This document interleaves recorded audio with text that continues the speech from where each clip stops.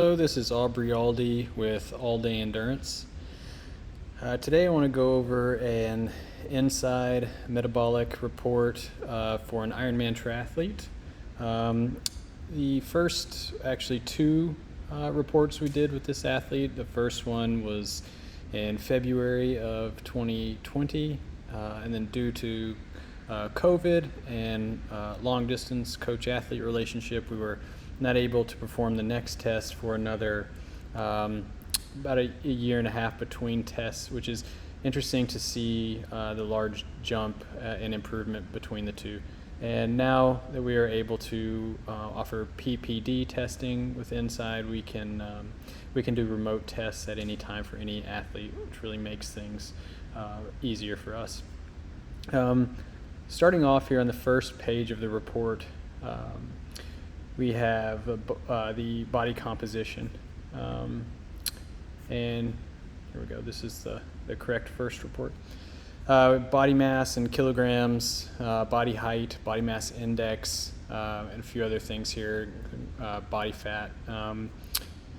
This is important to get the most accurate numbers in the metabolic capacities, which I'll show next, as well as showing active space where the lactate can move through.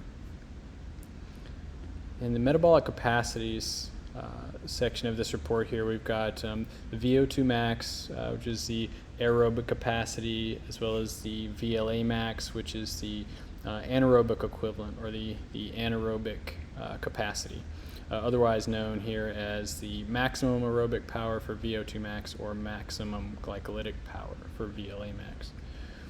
You can see here that based on this scale, which we have options whether we want to place an athlete as a recreational, an amateur, or an elite athlete, and that would change the position on the scale. Here we have Don at 50.5 milliliters per minute per kilogram. So again, that body weight having an impact on what this relative VO2 max number will be. Down here we have the total milliliters per minute of oxygen, and this is going to would be much greater for a larger athlete. However, the relative, because it's based off of body weight, may be much lower, just to give you an idea there. Moving down to the VLA max, we see Don at a 0.47. So at the time of this test, Don was 58 years old. So 0.47 is actually a quite high number for a long distance athlete. What you might see is a sprinter such as Usain Bolt, maybe 1.0, very high maximum glycolytic power. Let's say a sprinter and something like the Tour de France, they may be in the neighborhood of 0.7 to 0.9, and maybe your more all-arounders 0.5 to 0.7. And then you've got your Ironman triathletes, the Jan Frodeno's of the world. They're going to be the winners, especially. They're going to be down around 0.3. Most of them in that area. You can think of this as a sliding scale having a direct effect on the threshold, which would be this next chart down here, the AT anaerobic threshold, otherwise known as FTP. As the VLA max decreases, you're able to get a larger percentage of VO2 max at threshold. Okay, so higher the VLA max, the lower percentage of VO2 max at threshold. Okay, so you can see that the ultra long distance athletes needing to hold sustained high powers, high outputs are going to be a little bit lower. And depending on what you may be training for, if this would be a runner training for 5K track events, anything like that, you could see the importance of especially of manipulating this VLA max. So at this time, the threshold for Don was around 3 watts per kilogram, which is 202 watts, roughly, is 75% of VO2 max. Don's fat max was 132 watts. He wouldn't stop utilizing combusting fat as he goes higher there. He would still continue to burn fat. However, this would be the peak of the curve of fat max. So at 132 watts, he's burning the highest amount of fat. And then the carbohydrate metabolism, carb max, at 2.5 watts per kilogram. That's where he would be burning 90 grams of carbohydrate per hour, which is, based on current science, the most that an athlete is able to take in and process. And so if you would go higher than 2.5 watts per kilogram for this athlete, they would then be creating a deficit. Okay. In this load characteristics section here, in this upper left-hand graph here, we can see the metabolic demand and VO2. In this white section down here underneath the blue line, this power is coming from aerobic metabolism, and then in this blue section is coming from anaerobic metabolism. So with a lower VLA max or a lower anaerobic contribution here, so some of these higher powers would not be able to be achieved. So if that was something that was needed to make surges and races, this would be something of more importance.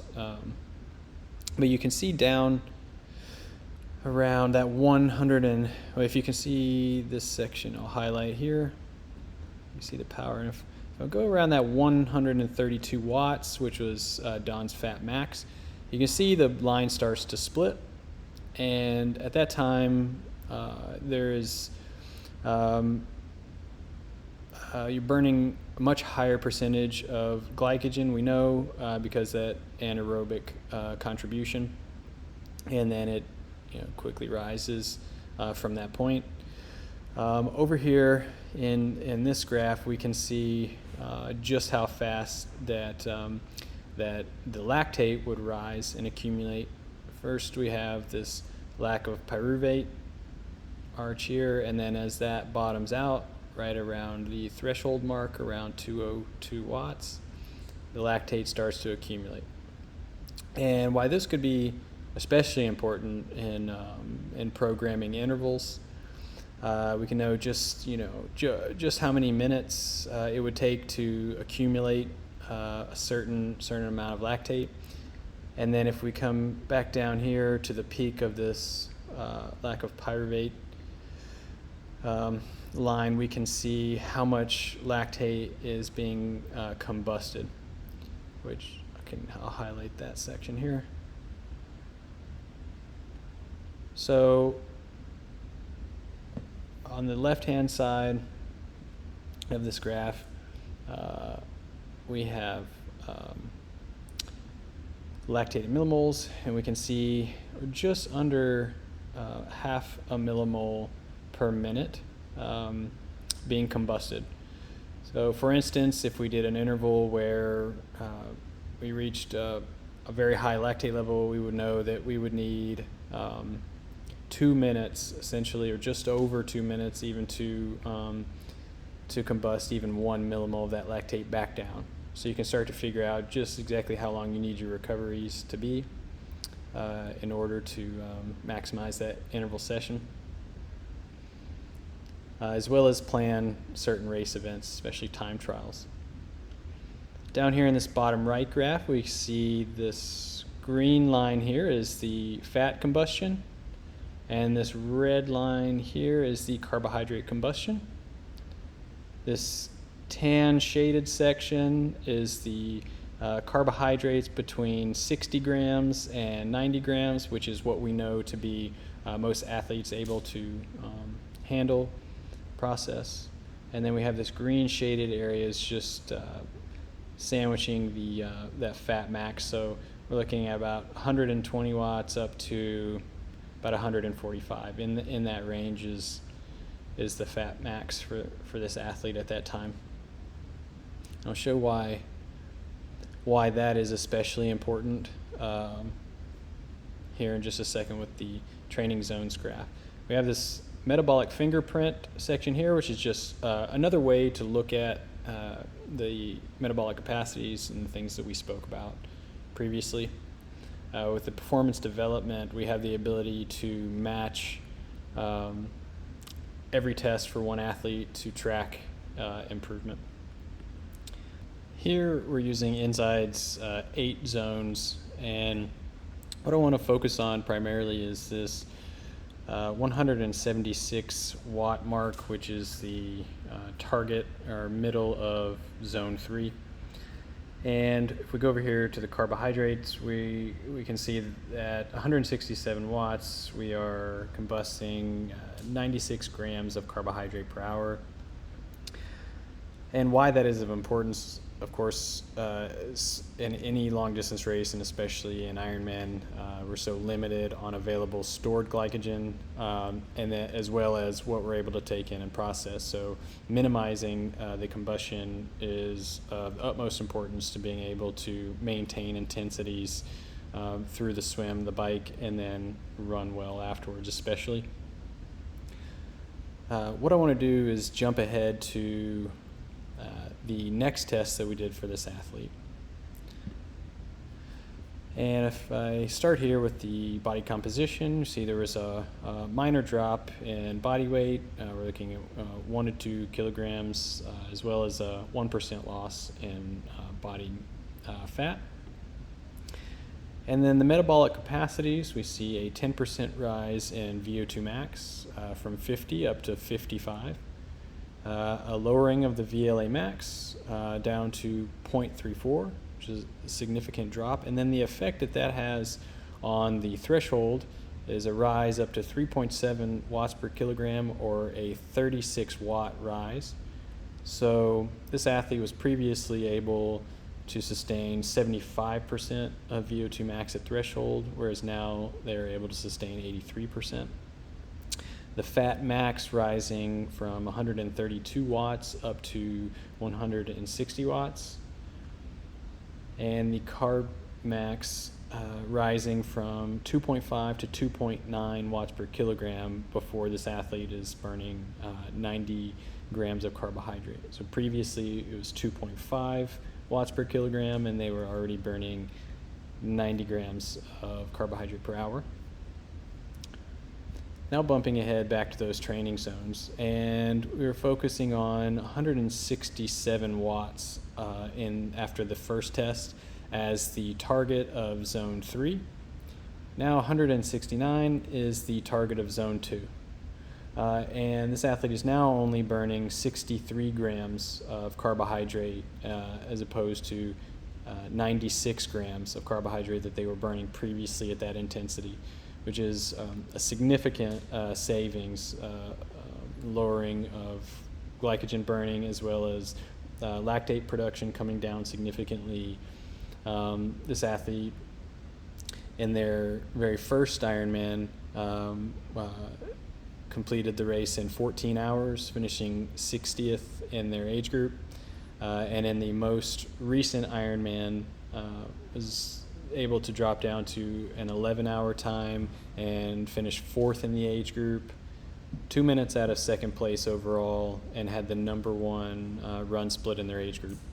And these numbers are showing why that was possible.